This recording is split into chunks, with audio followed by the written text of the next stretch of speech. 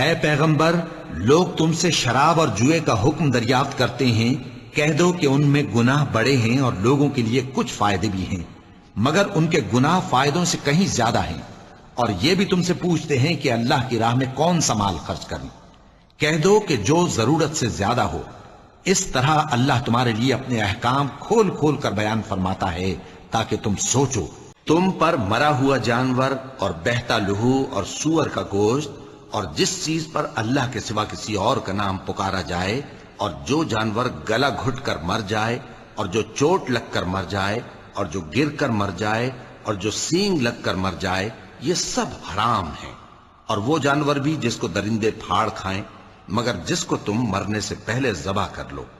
اور وہ جانور بھی جو غیر اللہ کے آستانے پر ذبح کیا جائے، اور یہ بھی کہ پانسوں سے قسمت معلوم کرو، یہ سب گناہ کے کام ہیں۔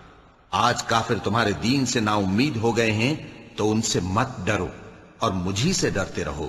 آج میں نے تمہارے لیے تمہارا دین کامل کر دیا ہے اور اپنی نعمتیں تم پر پوری کر دی، اور تمہارے لیے اسلام کو بطور دین پسند کر لیا۔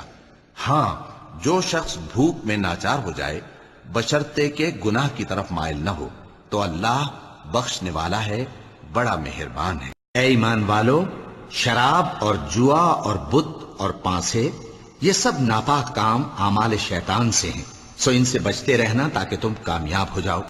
شیطان تو یہ چاہتا ہے کہ شراب اور جوئے کے سبب تمہارے آپس میں دشمنی اور رنجش ڈلوا دے اور تمہیں اللہ کی یاد سے اور نماز سے روک دے۔